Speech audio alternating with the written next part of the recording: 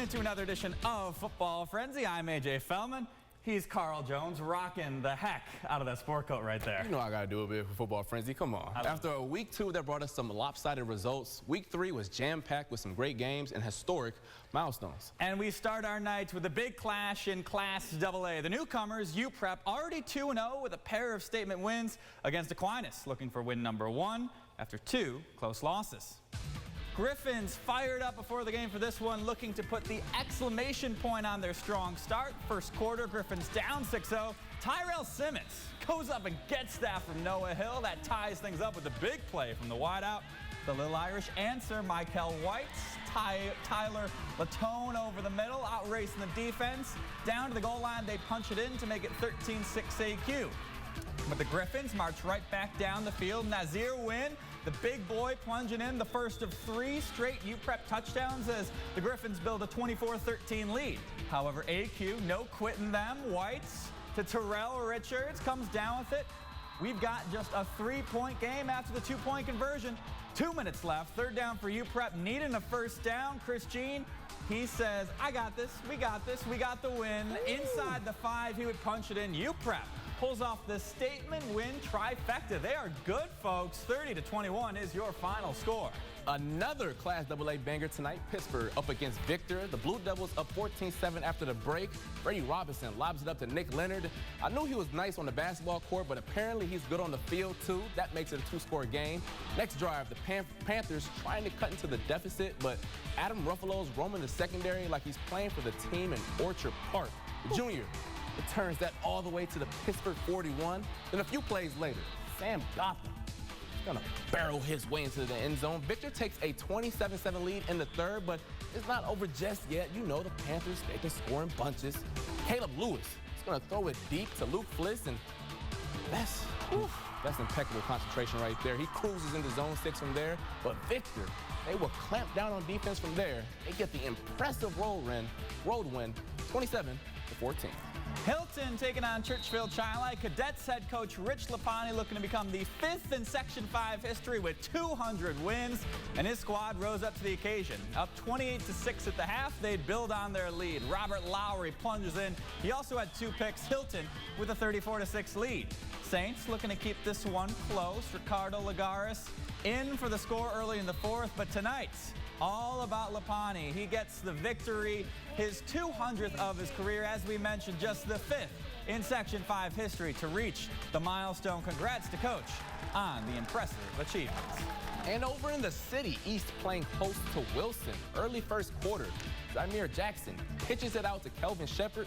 The sophomore makes a couple nice moves and finds his way into the end zone for the first points of the game. After the Eagles get a stop on defense, Anthony Diaz back to return the punt.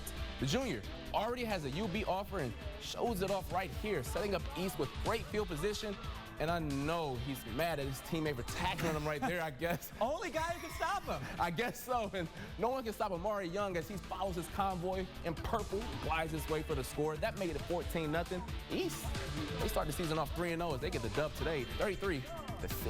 Heading over to Spencerport, the Rangers hosting Schrader in a battle of unbeatens. Low-scoring start, but the Warriors turn it on. Down 2-0 in the first. Fireworks. Drew Pagano to Caleb Giuliano, wide open as the Warriors take a 7-3 lead.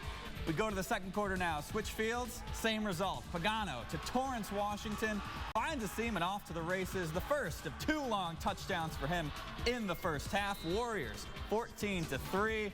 And then midway through the quarter, Schrader just keeps airing it out. This is a statement win, folks, against a really good Spencerport squad. Justin Mayer with the touchdown. Schrader, the defense doesn't allow many points, too. We got to give some love to the D. 35-2, they get the victory over Spencerport. Let's take the trip down to Canandaigua. The Braves taking on a scrappy Athena squad. Start of the second quarter, Braves up 7-0. Drew Willemy out to Ty Cheese Crockton, and that's just filthy. No more ankles there. Don't worry, that's not the only time he's going to do that. Later in the second, Willemy's going to find Crockton again, and and he's going to hit the back button and says, catch me if you can. Crockton takes that 70 yards to the crib, putting the Braves on top 14-0.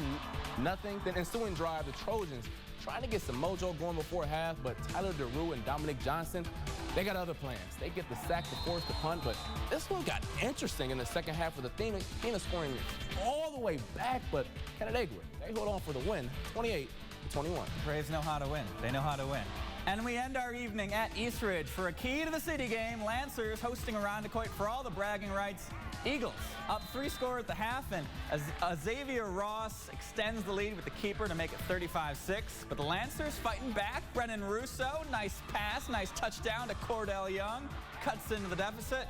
But the Eagles leave no doubts about who runs the city. Miles Wynn takes the pitch, turns the corner, finds Paters. Irondequoit, a big victory in the rivalry matchup, 42-12. Coming up after the break, after blowing out UConn last week, the Orange look to stay undefeated against a much tougher foe. And the Mets look to follow up last night's blowout win with another victory against the Pirates. But first, here's some more Section 5 scores.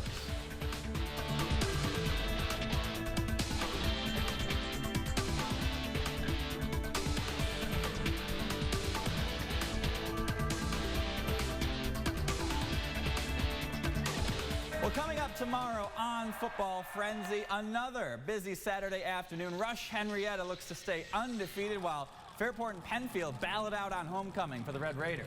Also, a battle of unbeatens in Class B as the air attack from HFL takes on the ground game of Palmac.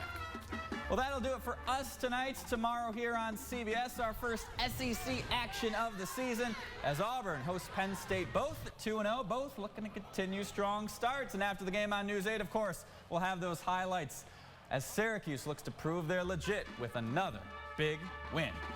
But until then, I'm AJ Fellman. He is Carl Jones outdressing me this evening. Have a great night and enjoy your football weekend.